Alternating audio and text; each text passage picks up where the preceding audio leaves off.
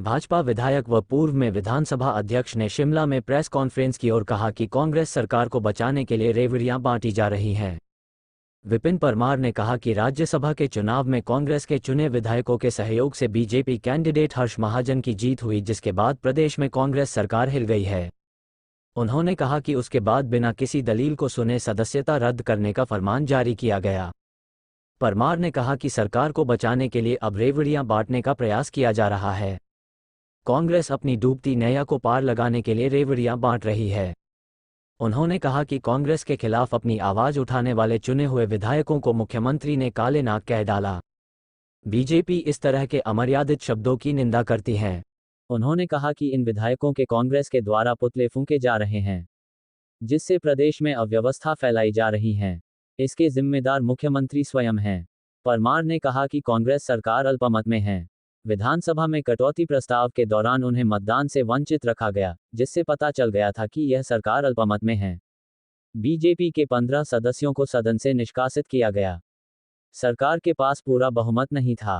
पंजाब दस्तक के लिए सुरेंद्र राणा की रिपोर्ट।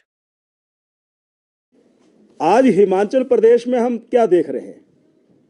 हम धर्मशाला में क्या देख रहे हैं, हमीरपुर में क्या देख रहे हैं, कुल्लू में क्या देख रहे हैं? वहां पर ये जो विधायक हैं, इनके पुतले फूंके जा रहे हैं, इनके खिलाफ अभद्र भाषा का प्रयोग हो रहा है।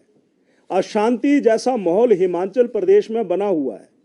उस अशांतिपूर्ण माहौल के लिए जिम्मेवार कौन है? उसके लिए जो हिमाचल प्रदेश के मुखिया हैं, श्री सुखविंदर सिंह सुक्खू जी, वो इसके मुखिया हैं। यानी मैं इस प्रेस वार्ता के माध्यम से एक बात कहना चाहता हूं कि वो अपने कार्यकर्ताओं को संदेश दें कि अव्यवस्था का आलम माहौल और इस प्रकार का पुतले फूंकना और संशय, इस प्रकार का सनसनी पैदा करना, इसको वो तुरंत रोकें। ये मैं मुख्यमंत्री जी से निवेदन करना चाहता हूं। जो हो गया सो हो गया। अब आपकी सरकार ज़्यादा दिन तक रहने वाली नहीं है, चाहे आप कितनी भी रेवड़ियां बांटो, ये जाने वाली है।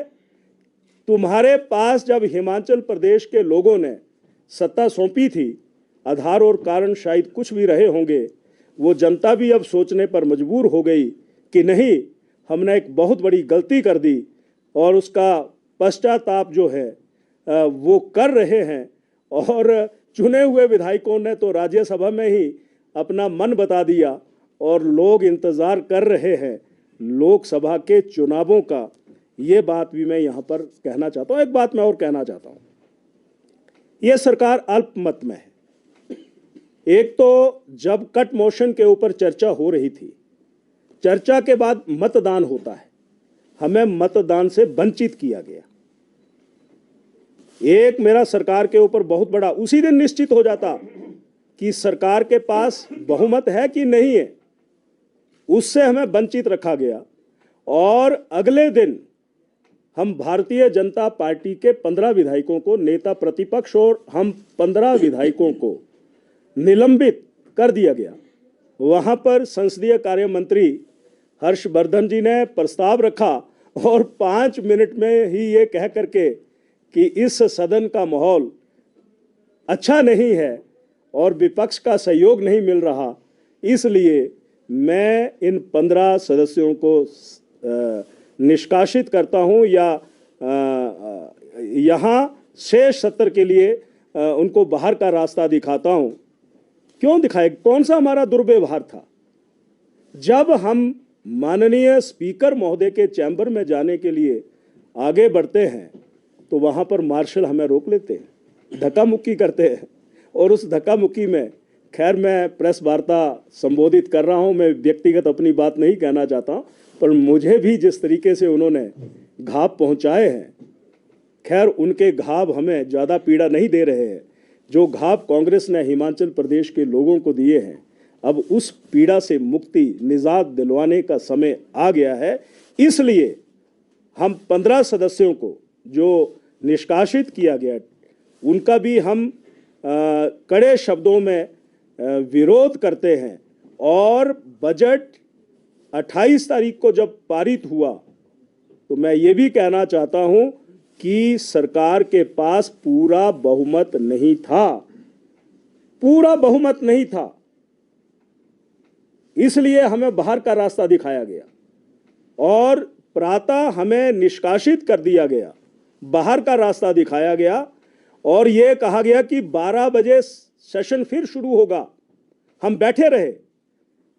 जो कांग्रेस के 6 ऑनरेबल एमएलएज हैं जिनको बाहर का रास्ता दिखाया गया, वो भी वहां बैठे रहे। वो सीसी फुटेज में है, उनकी हाजिरी लगाई गई। स्पीकर महोदय अपने आसन पर आते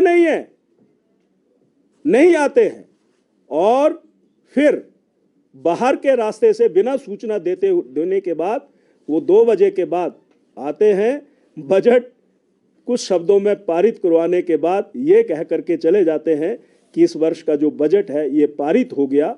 ये दुर्भाग्यपूर्ण स्थिति है। इन सारी बातों को मैं इस रूप से जोड़ना चाहता हूं कि कांग्रेस ने जो ये बजट पारित करवाया है ये कोई पूर्ण बहुमत का बजट नहीं है और असंसदीय तरीके से जिन विधायकों को यहाँ निलंबित किया गया वो भी उसका कोई आधार नहीं है और अमर्यादित शब्दों का प्रयोग करके मुख्यमंत्री जो सनसनी माहौल पूरे हिमाचल प्रदेश में पैदा कर रहे हैं, जगह जगह पर हल्ला गुल्ला और पुतले जलाने का काम कर रहे हैं। आज वो गद्दार हो गए, कह रहे हैं ये कांग्रेस हमारी पार्टी है। अरे तुम्हारी पार्टी है, तुम्हारी माँ है। हिमाचल प्रदेश के मतदाताओं ने तुम्हें माँ को संवारने संजोने का काम दिया था, पर माँ का जो अनादर तुमने किया है, मुझे लगता है कि ये अनादर हिमाचल में नहीं पूरे देश में ही है, पूरे देश में है। अब तुम्हारी माँ ये सोच रही होगी कि मुझे मोक्ष कैसे मिले, कब मिले, कितनी जल्दी मिले। मैंने अपने कैसे सपूतों के पास ये पार्टी सौंपी है, कैसे सपूतों के पास पार्टी सौंपी है, अब तो वो माँ भी मोक्ष चाहती होगी। यही सारी बातें मैं यहाँ पर रखने के लिए आप पत्रकार मित्रों बंधुओं के पास